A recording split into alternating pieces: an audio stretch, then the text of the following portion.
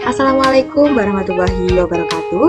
Perkenalkan, saya Tiara Renandia, perwakilan dari kelompok 6 pengembangan bahasa ajar, dan teman-teman saya ada Mumtaza Alma, ada Aulia Safira, ada Safa Salsabila, dan Dini Rizky akan mempresentasikan atau membawakan sebuah materi tentang otot. Baiklah, langsung saja kita masuk ke materi. Nah, baik adik-adik, tujuan pembelajaran kita hari ini adalah siswa dapat memahami jenis-jenis otot, siswa dapat memahami mekanisme kontraksi dan relaksasi otot, siswa dapat memahami gangguan pada otot, serta siswa dapat menganalisis serta menemukan solusi terkait gangguan.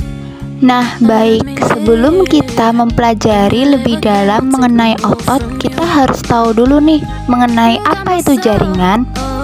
Nah, jaringan adalah sekelompok sel yang mempunyai bentuk dan fungsi yang sama. Sementara sebetulnya sel-sel yang menyusun tubuh makhluk hidup tidaklah selalu sama atau serupa. Setiap sel mempunyai bentuk dan fungsi yang berbeda dengan yang lain. Nah, kita kan udah tahu jika sel itu merupakan tunggal dari penyusun tubuh makhluk hidup. Nah, kemudian karena yang akan kita pelajari adalah tentang jaringan otot, maka untuk jaringan otot sendiri adalah jaringan yang tersusun dari sel-sel otot. Fungsi utamanya adalah sebagai penggerak tubuh. Jaringan otot juga memiliki beberapa macam, yaitu otot luri, otot polos, Otot dalam tubuh manusia terbagi menjadi 3 jenis utama. Masing-masing memiliki fungsi dan karakteristik yang berbeda. Yang pertama yaitu otot lurik atau disebut otot rangka. Otot lurik berfungsi untuk menggerakkan tulang, menghasilkan panas tubuh, dan memberikan bentuk pada tubuh. Karakteristik otot lurik sendiri yaitu berbentuk silindris, memiliki banyak inti sel, bekerja secara sadar atau di bawah kendali kita. Contohnya, otot lengan, otot kaki, dan otot wajah.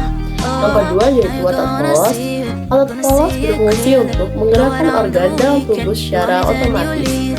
Karakteristiknya berbentuk gelembung, memiliki satu inti sel, bekerja secara tidak sadar atau di luar kendali kita. Contohnya, otot dinding, otot dinding lambung, otot dinding usus, dan otot pembuluh darah. Yang ketiga adalah otot jantung. Otot jantung berfungsi memompa darah ke seluruh tubuh. Karakteristik otot jantung mirip otot lurik tetapi memiliki percabangan, bekerja secara tidak sadar dan ritmis. Contoh dari otot jantung adalah otot miokardium. Kerja otot secara umum melibatkan kontraksi dan relaksasi serat otot untuk menghasilkan suatu gerakan. Otot menerima sinyal dari sistem saraf yang memicu kontraksi dengan cara memendekkan serat otot. Saat otot berkontraksi, mereka akan menarik tulang atau jaringan yang terhubung sehingga terjadinya gerakan. Setelah kontraksi, otot akan kembali berelaksasi, kembali ke panjang semula. Kerja otot ini terjadi secara berpasangan, yaitu ketika satu otot berkontraksi, maka lawannya mengalami relaksasi, seperti pada otot bicep dan tricep. Kontraksi otot adalah proses fisiologis yang memungkinkan otot untuk menghasilkan gaya dan gerakan. Proses ini terjadi ketika serat-serat otot memendek dan menebal, menarik tulang atau struktur lain yang terhubung dengannya. Kontraksi otot dikontrol oleh sistem saraf dan melibatkan interaksi kompleks antara protein otot, ion natrium, dan adenosin trifosfat atau yang biasa disebut dengan ATP. Mekanisme kontraksi otot terjadi melalui mekanisme geser filamen di mana filamen aktin dan miosin saling bergeser satu sama lain.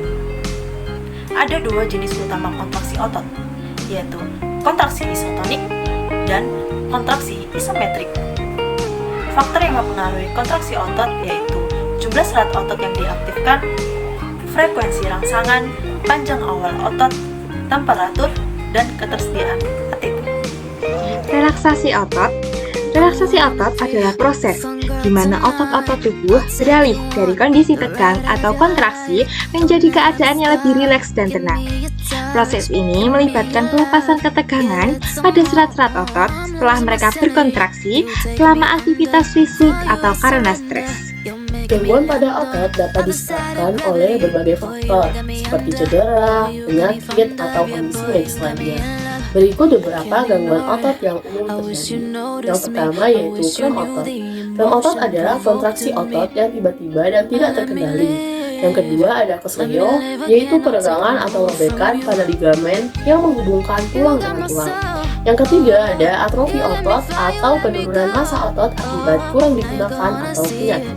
Yang keempat ada distrofi otot, yaitu penyakit genetik yang menyebabkan kelemahan dan kerusakan otot secara progresif. Yang selanjutnya ada myositis, yaitu peradangan otot yang dapat disebabkan oleh infeksi, cedera, atau penyakit autoimun. Selanjutnya ada fibromyalgia, yaitu kondisi kronis yang ditandai dengan nyeri otot dan kelelahan yang meluas. Selanjutnya ada tendinitis, yaitu peradangan pada tendon yang menghubungkan otot dengan tulang.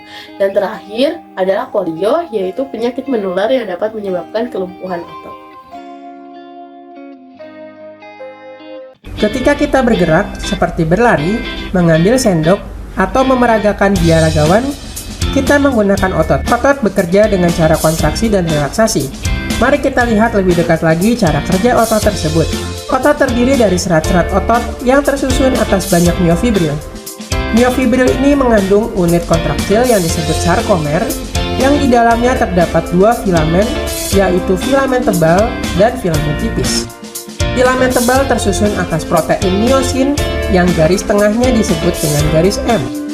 Sedangkan filamen tipis tersusun atas protein aktin dengan garis potong yang disebut garis Z. Kedua filamen inilah yang menyebabkan otot kita dapat berkontraksi dan relaksasi sehingga dapat bergerak. Mekanisme kontraksi otot diawali dengan rangsangan yang dibawa oleh sel saraf. Rangsangan ini menyebabkan potensial aksi pada serat otot dan membuat ion kalsium dapat masuk ke dalam miofibril. Di dalam miofibril, filamen aktin dan miosin tidak dalam keadaan terikat, karena troponin akan mengunci tropomiosin sehingga daerah aktif terhalang.